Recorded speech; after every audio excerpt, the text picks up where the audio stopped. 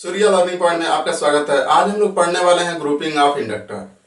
तो जैसे हम लोग पहले पढ़ चुके हैं कि रजिस्टर को एक साथ जब कनेक्ट करते हैं, सीरीज में कनेक्ट करते हैं या फिर पैरेलल में कनेक्ट करते हैं, तो उसका रेजिस्टेंस जो होता है वो घटता है कि बढ़ता है, अर्थात उस पर क्या इफेक्ट पड़ता है। या फिर कैपेसिटर है, कैपेसिटर को जब हम लोग एक साथ सीरीज या पैरेलल में कनेक्ट करते हैं तो उसका कैपेसिटेंस घट जाता है कि बढ़ जाता है। सेम वैसे ही हम लोग देखेंगे इसमें कि जब हम लोग एक से अधिक इंडक्टर को एक साथ कनेक्ट करते हैं तो क्या इफेक्ट पड़ता है। अब इंडक्टर में क्या होता है, दो केसेस होते हैं। इसमें तो एक होता है म्यूचुअल इंडक्टेंस और एक होता है सेल्फ इंडक्टेंस। तो पहले वाले केस में हम लोग लेंगे कि जो इसका म्यूचुअल इंडक्टेंस है वो जीरो है, अर्थात इसमें म्यूचुअल इंडक्शन नहीं हो रहा है। तो चलिए हम लोग स्टार्ट करते हैं। यहाँ पे जब म्यूचुअल इंडक्टेंस की वैल्यू क्या है, जीरो है, तो इसके लिए हम लोग कॉइल बनाएंगे। यहाँ पे मान लेते हैं एक कॉइल है जिसमें म्यूचुअल इंडक्टेंस की वैल्यू जीरो है। यहाँ पे बहुत सारे जुड़े हुए हैं। यहाँ पे एक हम बैटरी सोर्स लगा ले रहे हैं, इसको मान लेते हैं हम ई है। अब इसका इंडक्टेंस हम लोग मान ले L1 और इसका मान लेते हैं L2। अब यहाँ पे जो करंट है ये I प्रवाहित हो रहा है। यहाँ पे एक स्विच लगा लीजिए। जैसे ही हम लोग स्विच क्लोज करेंगे तो जो यहाँ पे ये कॉइल है इसमें करंट बढ़ना स्टार्ट हो जाएगा। तो किसी भी इंडक्टर में क्या होता है, जब करंट परिवर्तित होता है तो उसमें एक इंड्यूस ईएमएफ पैदा हो जाता है जिसे हम सेल्फ इंड्यूस ईएमएफ कहते हैं। तो यहाँ पे क्या हो जाएगा, सेल्फ इंड्यूस ईएमएफ पैदा हो जाएगा, जिसका वैल्यू हम लोग मान लेते हैं पहले वाले कॉइल में E1 है और दूसरे वाले कॉइल में E2 है। तो अब यहाँ पे अगर हम लोग केवीएल अप्लाई करें तो ये क्या हो जाएगा, E इक्वल्स हो जाएगा E1 प्लस E2। अब यहाँ पे हम लोग क्या कर सकते हैं, E1 का वैल्यू रखेंगे और E2 का। तो सेल्फ इंडक्शन के केस में जो सेल्फ इंड्यूस ईएमएफ होता है इसका मान कितना होता है, minus L D I by D T. तो E इक्वल्स क्या होता है, E ये होता है minus L D I by D T.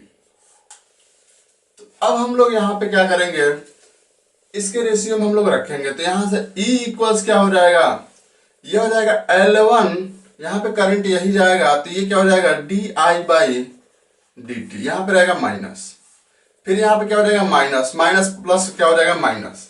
E2 की जगह पे क्या हो जाएगा L2 D I by D T. अब हम लोग क्या करें, जो ये कॉइल है इन दोनों कॉइलों का इक्विवेलेंट कॉइल बना ले। तो इसका मान क्या हो जाएगा, मान लीजिए इन दोनों कॉइलों का इक्विवेलेंट कॉइल हम लोग ले रहे हैं तो इसका जो इंडक्टेंस है वो यार इक्विवेलेंट हो जा रहा है। और यहाँ पे हम लोग सब सेम रख रहे हैं। यहाँ पे मान लेते हैं ये वोल्टेज E है और यहाँ पे करंट अभी भी क्या है I, क्योंकि कुछ परिवर्तित नहीं हुआ है। इसका हम लोग क्या कर लिए, इक्विवेलेंट सर्किट ले लिया है। तो ये हो जाएगा इसमें।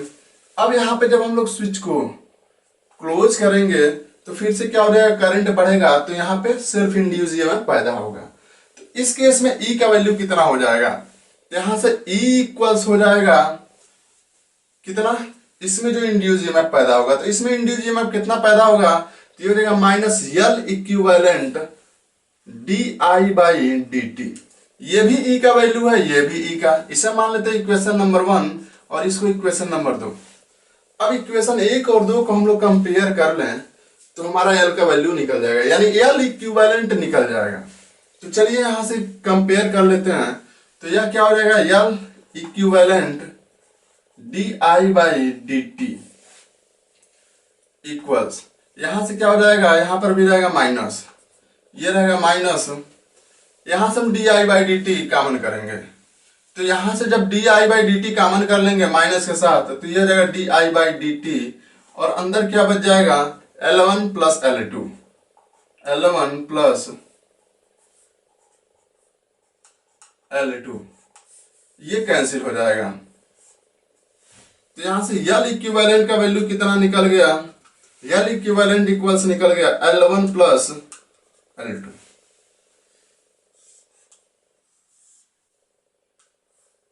तो ये होता है जब म्यूचुअल इंडक्टेंस का वैल्यू जीरो होता है, अर्थात म्यूचुअल इंडक्टेंस का वैल्यू जब जीरो है उस केस में जो इसका सेल्फ इंडक्टेंस है वो सीधे जुड़ जा रहा है, अर्थात L1 प्लस L2। अगर जो और भी जुड़ रहे हैं तो इसमें क्या हो जाएगा, L1 plus L2 plus L3 dot dot dot, जितने जुड़े रहेंगे सबको हम लोग जोड़ लेंगे। लेकिन अब क्या है, दूसरे वाले केस में हम लोग लेंगे कि म्यूचुअल इंडक्टेंस प्रेजेंट है, तब क्या होगा। तो चलिए हम लोग केस नंबर 2 लेते हैं। इसमें क्या है, म्यूचुअल इंडक्टेंस प्रेजेंट है।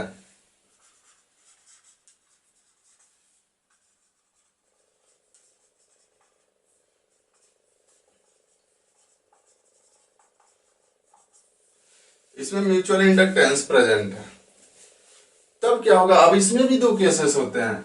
एक में क्या करेगा, जो पहले वाला क्वाइल है ये दूसरे वाले क्वाइल के फ्लक्स के विपरीत फ्लक्स पैदा करेगा, या फिर ये कहें अगर जो इस एक क्वाइल ये है एक क्वाइल ये है, एक में ये इसका फ्लक्स इसको सपोर्ट करेगा और दूसरे वाले में क्या करेगा, अगर हम इसके डायरेक्शन को पलट दें जैसे ये है तो इसमें जो ये क्वाइल है इसका फ्लक्स इसके फ्लक्स का विरोध करेगा। तो देखते हैं दोनों में क्या घटनाएं घटती हैं।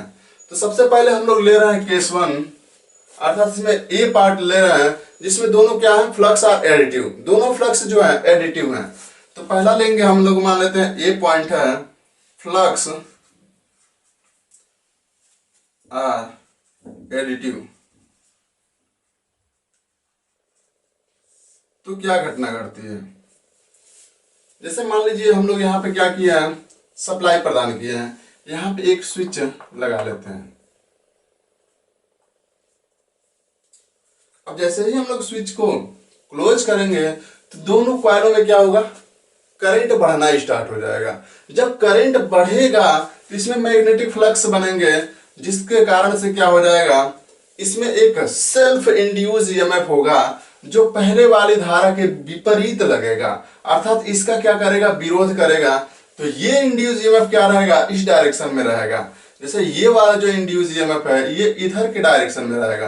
कारण क्या है कि जब करंट बढ़ेगा तो ये क्या करेगा, करंट बढ़ने का विरोध करेगा। तो विरोध कब कर पाएगा, जब इसके जो ये वाला इंड्यूस ईएमएफ है ये वाला, ये इसका क्या करे, अपोज करे। जब वोल्टेज कम हो जाएगा तो उनके नियम के अनुसार से क्या हो जाएगा, धारा कम हो जाएगी। तो इस कारण से इसका अपोज करने के लिए करंट का ये क्या करता है, एक ईएमएफ पैदा कर लेता है, और जो ये ईएमएफ पैदा करता है वो इसका विरोध करता है।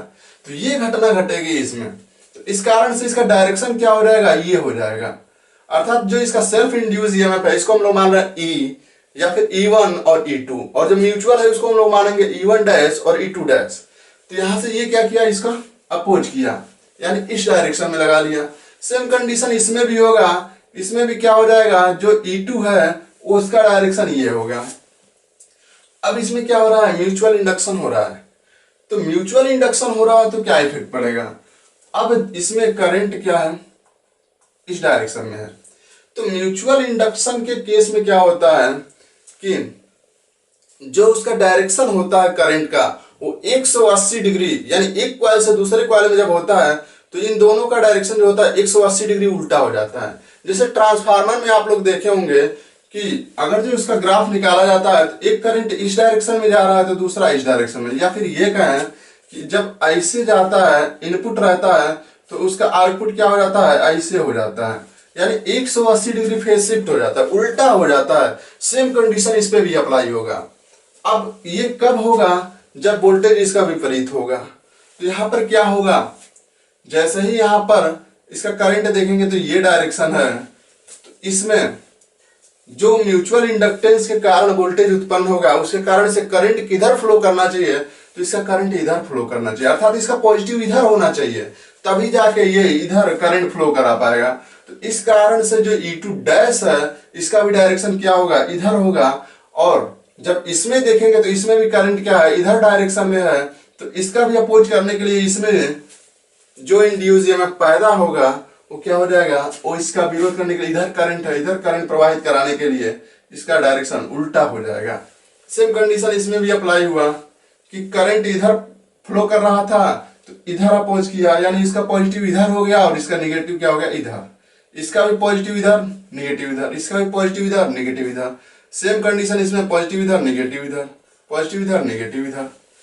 इसमें आप लोग देख सकते हैं कि ये जब फ्लक्स एडिटिव है तो इसमें क्या घटना घट रही है, अर्थात जो म्यूचुअल इंड्यूस ईएमएफ है ओ और जो सेल्फ इंड्यूस ईएमएफ है ओ, जो हम अप्लाई वोल्टेज या जितना ईएमएफ हम लोग लगाए हैं उसका क्या कर रहा है, विरोध कर रहा है। तो अब हम लोग इस पे केवीएल अप्लाई करें तो यहां से ये क्या हो जाएगा, E इक्वल्स ये हो जाएगा E1 प्लस E2 प्लस इधर क्या हो जाएगा E1 dash plus E2 dash. अब यहां पे हम लोग सबका वैल्यू रख लेंगे।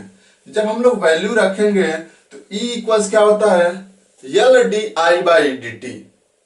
तो इसका क्या हो जाएगा, L D I by D T equals इसका क्या हो जाएगा, ये हो जाएगा L1 D I by D T, क्योंकि इसमें I करंट ही प्रवाहित हो रहा है।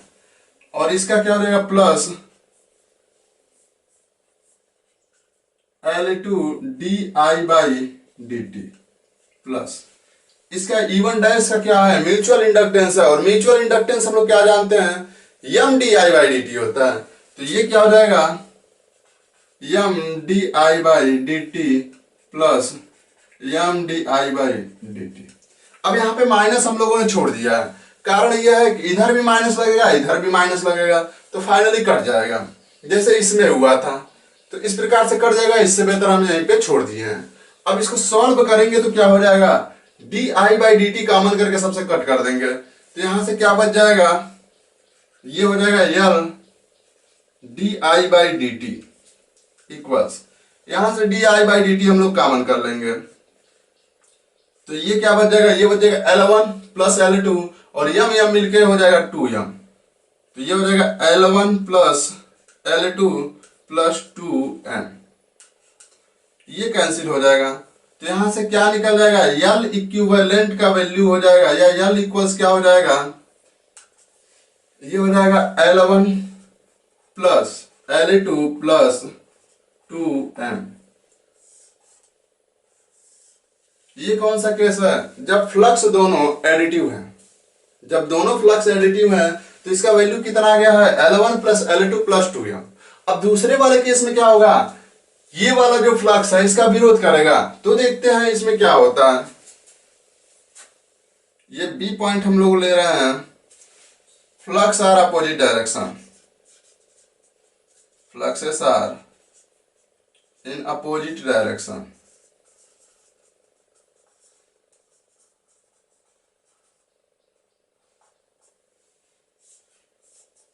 तो क्या घटना घटेगी, यहां पर देखिए सबसे पहले हम लोग यहाँ पे अप्लाइड वोल्टेज कितना लगाए E। अब यहाँ पे हम लोग क्या कर रहे हैं, एक स्विच लगा लें।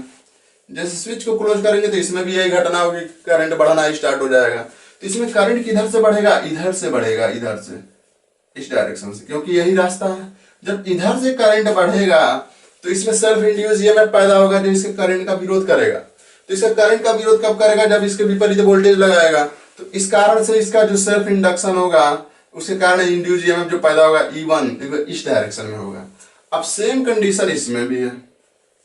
इसमें क्या है, करंट इधर से जा रहा है, यहाँ पे ऐसे है। तो अब इसमें करंट किधर से जा रहा है, इधर से। करंट जब इधर से जा रहा है तो यहाँ पे क्या इफेक्ट पड़ेगा, इसका भी सेल्फ इंड्यूस ईएमएफ पैदा होगा। जो इधर से जा रहा है तो इसका वैल्यू इधर से हो जाएगा, यानी उल्टा हो जाएगा। तो इसमें क्या है, E2 इस डायरेक्शन में है। E2 का डायरेक्शन क्या है, ये है।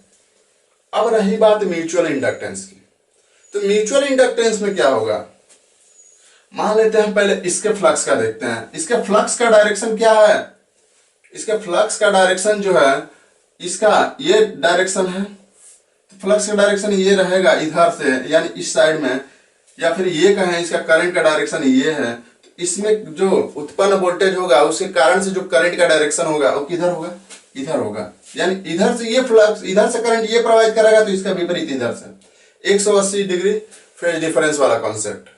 तो यहां से जब इधर करंट प्रवाहित होने के लिए होगा तो इसमें प्लस क्या हो जाएगा, इधर हो जाएगा, और माइनस इधर हो जाएगा, तभी तो ये होगा।